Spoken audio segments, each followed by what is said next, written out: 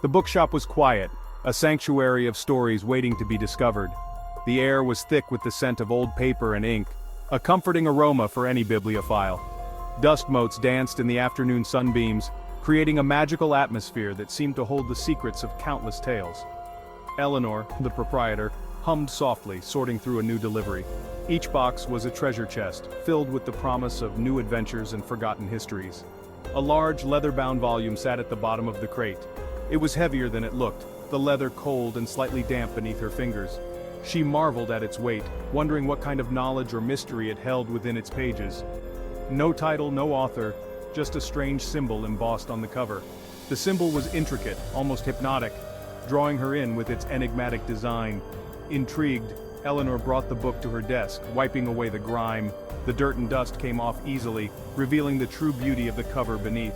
The air grew colder as she opened the book. It was as if the room itself was reacting to the unveiling of the book's contents, a chill that seemed to seep into her very bones. The pages were thick parchment, the text written in a language she didn't recognize. Each page was a work of art, the ink flowing in elegant, mysterious patterns. The letters seemed to writhe on the page, the ink shimmering faintly. It was as if the text was alive, shifting and changing before her eyes. A shiver ran down her spine.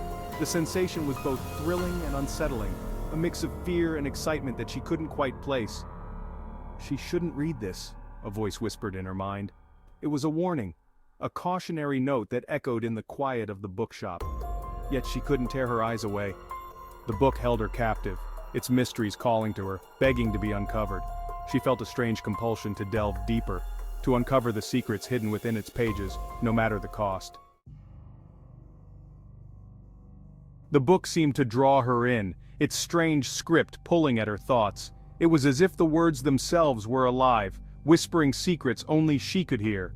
The candlelight flickered, casting eerie shadows on the walls, making the room feel even more otherworldly. Each night she'd sit at her desk, the only sound the ticking clock and the rustle of turning pages. The hours would slip away unnoticed, her mind lost in the labyrinth of the book's mysteries. The world outside ceased to exist, replaced by the enigmatic allure of the ancient tome. She couldn't understand the words, but images flashed in her mind. Vivid and haunting, they felt more real than her own memories.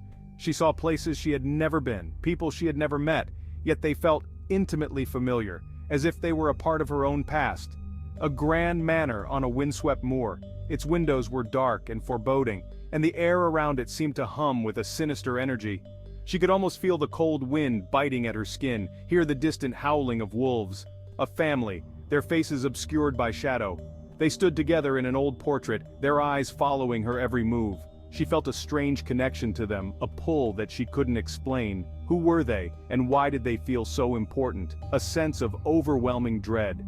It seeped into her bones, making her shiver despite the warmth of the room. The air grew thick with tension, and she felt as if she were being watched, every move scrutinized by unseen eyes.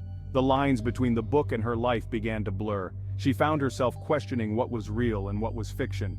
The boundaries of her reality were dissolving, and she was being drawn deeper into the book's world with each passing day. She dreamt of twisting corridors and heard whispers in the dead of night. The dreams were so vivid, so real, that she would wake up disoriented, unsure if she was still dreaming. The whispers seemed to follow her, echoing in her mind long after she had woken. The shadows in her home seemed deeper, the silence heavier. Every creak of the floorboards, every rustle of the curtains felt amplified, as if the house itself were alive and watching her. The once familiar surroundings now felt alien and threatening. A feeling of unease settled over her, a constant companion. Something was wrong, she could feel it in her gut, an instinctual warning that she couldn't ignore. The book was more than just a collection of pages, it was a doorway to something dark and dangerous. The book was changing things, not just in her mind but in her reality. Objects in her home seemed to shift and move on their own, and she began to see figures out of the corner of her eye. The line between her world and the book's world was vanishing, and she was caught in the middle. The occurrences started subtly. At first it was easy to dismiss them as figments of an overactive imagination or the natural creaks and groans of an old house settling. But soon, the subtlety gave way to something more tangible, more unsettling. A book knocked from a shelf, its pages falling open to a passage that mirrored her dream. The words seemed to leap off the page, echoing the haunting images that had plagued her sleep. It was as if the house itself was trying to communicate with her, to draw her into its dark history, a chill in the air, even on warm days. Then things escalated. The temperature would drop suddenly, causing her breath to mist in front of her.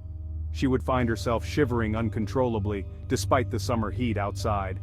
It was as if the house was alive, breathing its cold breath down her neck.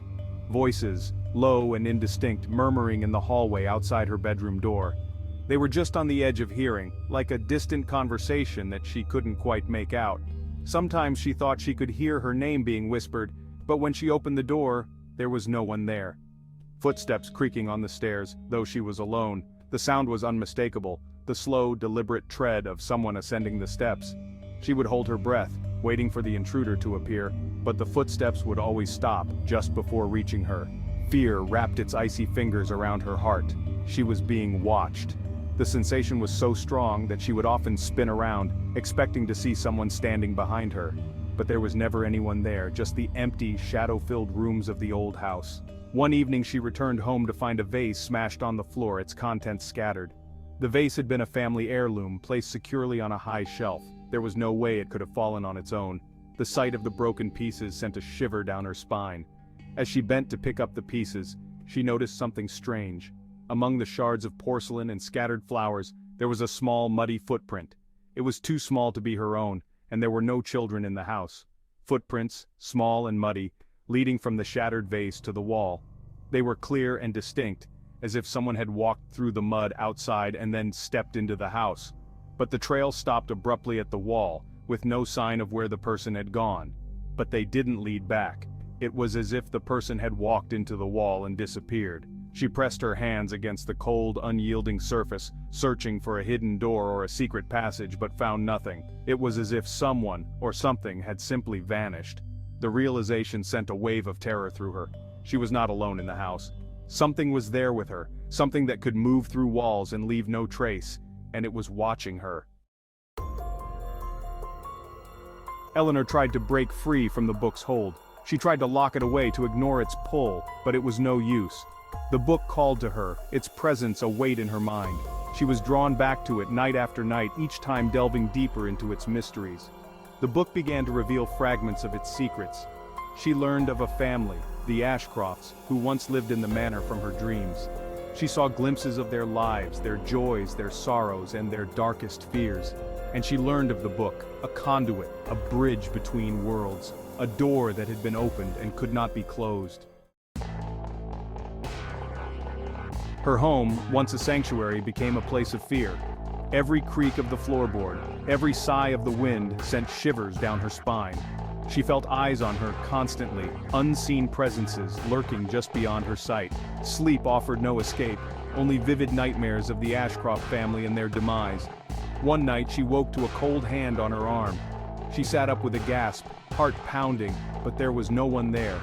Only the book lay open on her bedside table, its pages filled with the strange, shifting script. She was no longer alone in her home. The strangers from the book were here, and they were growing stronger. Eleanor delved deeper into the book, desperate for answers. She learned of a tragedy that had befallen the Ashcroft family, a darkness that had consumed them. Their despair, their anger, it seeped from the pages, staining her thoughts. She recognized their emotions, felt their pain as if it were her own. She began to see the strangers more often, fleeting glimpses in mirrors, shadows that moved too quickly. They whispered her name, their voices a chorus of sorrow and rage. They wanted something from her, something she didn't understand. The line between reality and the book's world blurred completely. The strangers walked freely in her home now, their presence a suffocating weight. She saw them in reflections, heard their whispers in the rustling leaves outside her window. They were always there, watching, waiting. One evening, she saw her reflection flicker. For a moment it wasn't her own eyes staring back at her, but the haunted gaze of a young woman in a tattered gown. She recognized her from the book, Amelia Ashcroft. Their eyes met in the mirror, and Eleanor understood. The strangers weren't just haunting her home, they were haunting her. Driven to the brink, Eleanor sought answers in the book's cryptic passages. The writing was clearer now, the language slowly revealing itself to her. She discovered that the Ashcrofts had been consumed by their own desires, their greed and jealousy, culminating in a night of unimaginable horror. The book, she realized, was not just a record of their downfall, it was a conduit, a way for them to escape their fate. They sought to possess her, to use her life force to break free from their prison. Knowing she was running out of time, Eleanor formulated a desperate plan. She had to sever the connection, break the link that bound the Ashcrofts to her and her home. The book held the key, a ritual hidden within its pages, but it was a dangerous gamble. That night she gathered the book and a handful of candles, their flames casting flickering shadows on the walls. She began to read aloud, the words foreign yet familiar, the air growing heavy with anticipation. The house groaned around her as the spirits sensed her intentions.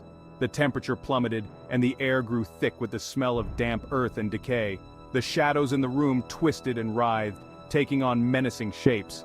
As she neared the end of the ritual, the strangers manifested fully, their forms shifting and swirling like smoke. They reached for her, their eyes burning with a cold, desperate light. But it was too late. The last words left her lips, the final syllable echoing in the silence. A wave of energy surged through the house, throwing Eleanor back against the wall. The book slammed shut, its leather cover cold against her skin. Silence descended once more, heavy and absolute. The air felt lighter, cleaner, the oppressive presence lifted. Eleanor was left trembling, the book clutched to her chest. The strangers were gone, banished back to the shadowy realm from which they came, but she knew, with a chilling certainty, that the book was not finished with her. It was a reminder, a warning. Some doors once opened can never truly be closed.